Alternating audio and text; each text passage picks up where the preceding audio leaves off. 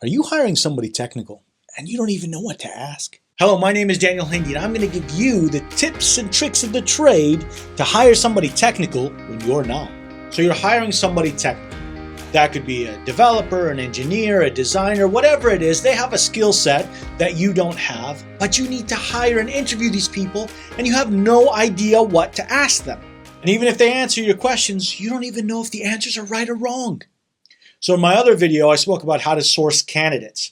This video is saying, okay, let's go ahead and start interviewing these people, how to do that in the most proper, productive way, even though you may not have the same skill set of the person you're interviewing. So early on in my career, when I was hiring people that were technical and I didn't you can see through that lie really quickly. Yeah, I'm technical. I personally never really had that problem. However, I've coached my colleagues and I've coached many companies on how to hire people properly, and they've had success. Now, I've got to be honest with you. If you asked me 20 years ago that I'd be making this video, I'd laugh. And the reason being is I've always known what to answer when I'm in an interview. I know the hidden meaning behind what the person is asking me and what they're really trying to get at, and I always answered appropriately, and I never really had a problem finding a job. However, when the tables turned and I started interviewing people, I skipped many core questions that I thought were silly. These are slam dunk questions. How do you not know how to answer this? But the truth is, there are many questions that you, because you're successful, would think is a slam dunk. However, you skip them when you ask people that are interviewing for your company, and you're losing out on valuable information. Simple questions like, what are your hobbies? I used to laugh at. How can you get that one wrong? People answer things that are ancillary. Oh, I like long walks on the beach. I like to scuba dive. The truth of the matter is, when the employer is asking you this question, they're trying to find out what interests you have that may apply to your position, that may give you a competitive advantage amongst other competitors for this particular position. They're not trying to date you. If you're working to make a website for a surfing company and you're applying for the web developer position and you just so happen to surf, that's a plus. If you're applying for a marketing position at a company and you just so happen to have a hobby of photography, that may help, that may assist. Not playing guitar and long walks on the beach, but it tells you when you ask people these questions, how in tune they are with what you're trying to get at. References. I used to think, why even bother? You know they're going to give you a list of people who are going to give them good references. You'll be surprised. If you're new to this, call up those references. You will find people who put references on their resume, and the references will tell you avoid at all costs. Now, they won't say it in so many words, but they'll pretty much give you just a very bland answer of, yeah, he worked here. He no longer works here. I have nothing else to say. You know, red flag. And you'll be surprised how many people give you references that are like that. So by now, hopefully you've defined the role's responsibilities that you're looking to interview for, and that this description of this job opportunity is actually comprehensive of what they're actually going to do and not what they hypothetically could do. Again, if you watch my other video, you don't want to waste so much time on hypotheticals of what might happen. You want to make sure that they actually can do the job at hand. So don't spend too much time putting pie in the sky requirements where they may fit those that don't really apply right now, where the skill set that's required right now, they actually don't have. Now you're watching this video because you may not even know what those skill sets are. So what you could do is either ask colleagues, ask friends, ask peers to see if they can help you. You can go to another job listing that's similar and be inspired from it. You can't just copy it because not everything may apply. So you're watching this video because you don't know the technical skills and questions that you need to ask your candidates for. But here's the thing you do know very well. You know the pain that your company is suffering, that you're trying to hire somebody to cure this pain, to solve this problem. So you could start with the problem that you have and then ask the candidate how they can solve your problem. Start with something that you know very well, not the part that you don't know. You don't know the technical terms for things. You may not know specifically what to ask technically, but you do know your pain point and you do know your problems, and have them tell you why they're a good candidate to solve your problems. Now, if you watch my other videos, I tell you to screen people before you waste time in an interview. Just easy knockout questions that you could eliminate people before you waste their time or you waste your time. This is an example I always use. You and I may not be able to cook. However, if we go to a restaurant and eat a bad dish, we can tell you it's a bad dish. I may not be able to do any better. However, I can tell you it tastes bad because I'm the consumer of that product. Now, at the end of the day, your employees, the people you are hiring, are producing products and services that you are consuming. So while you may not be able to do a better job than they can, you know what problem you're trying to solve and the solutions they're trying to produce for you.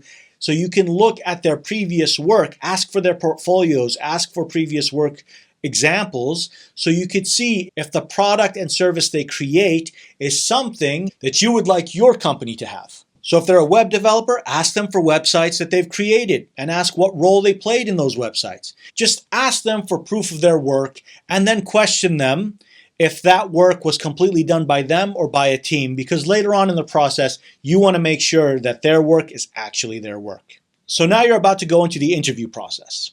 So before you actually sit down with anybody and interview them, you need to create a document that has 3 sections to it. A list of soft skills. These are personality skills. Can you work with this person? Are they customer service oriented? Are they self-motivated? Things of that nature, soft skills. Then there are hard skills. Now remember, you're not technical, so you can't necessarily get down to the nitty-gritty. But you know, if you're a web developer, to be able to develop a website, maintain a website, scale a website, secure a website, and so on, without using technical terms, but these are hard skills that they need to have. And the third section is your confidence level. These are the pain points that you've identified prior, so you could score your confidence level that that candidate will solve your problem. So again, those 3 sections between soft skills, hard skills, can they overall manage the problem at hand? Books that you really want to read up on the topic, Topgrading is an excellent read. Make sure you read that. I don't care what kind of position you're hiring for, it's a beautiful guide to hiring. Who is another great book that you should read. Now you're face-to-face in an interview. You want to reiterate the problem that you have and the type of person you want to solve your problem.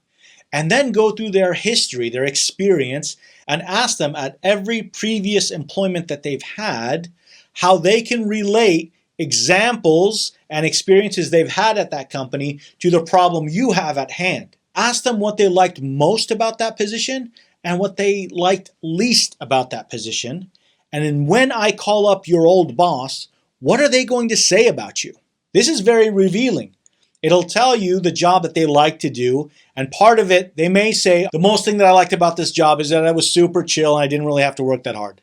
They may say things like, my least favorite thing is that we had deadlines that we had to abide by. And they may say things like, yeah, if you call my old boss, he might not give you a great review of me. And then ask them why. You'll discover some stories that may be revealing. You'll be surprised what people answer.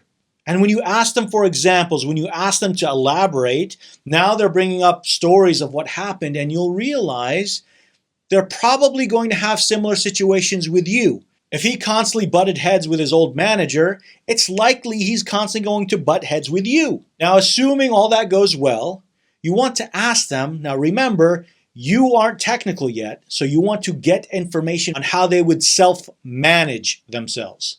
So what does that mean? You'll ask them, what are you most capable at? What skill set that you are best at? What skill set that you're not so good at? And let them speak up. Now they're telling you the technical terms of what they're good at and what they're not good at. And even if you don't understand it completely, you can write it down and look it up after the interview. Then ask the third question, which is, what are you good at but don't like doing? There's many things I'm good at that I don't want to spend my time doing. Then finally wrap it up with asking them, What do you think this position's key performance indicators will be to see if the key performance indicators they've selected are true to the position and match what you've been saying? And they may even suggest something you didn't think about, where you're using this interview type judo, where you're using their momentum to your advantage. Challenge time. If you have a confession where you made a hire and you had no idea what you were doing, leave it in the comments below. I'd love to hear those stories. And how did it turn out? References. Now, I've already spoken about how people may give you bad references. I've already spoken about how when you're going through their previous history, you're explaining to them when I call your old boss. So whether you use that as a reference or not, I'm calling your old boss and seeing what they have to say about you. You need to call the references and ask questions that are revealing, but also adhere to the law. There's certain questions you just can't ask. And ask the candidate, why should I hire you? A lot of people are reluctant to ask this question, but fundamentally, you're saying, are you a reference to yourself? See what they answer. If they say, I'm going to come in and I'm going to do the best job that I can, and they're even half-hearted about their own work ethic, that's telling. This is also an opportunity for them to stand out amongst their candidates.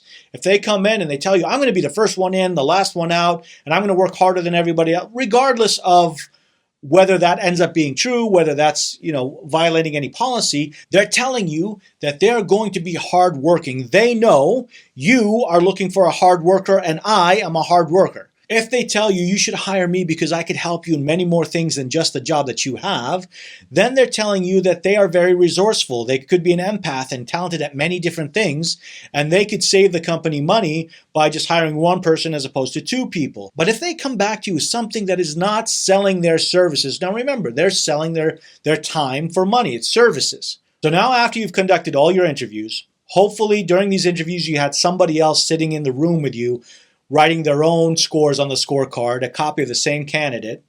You want to check them side by side.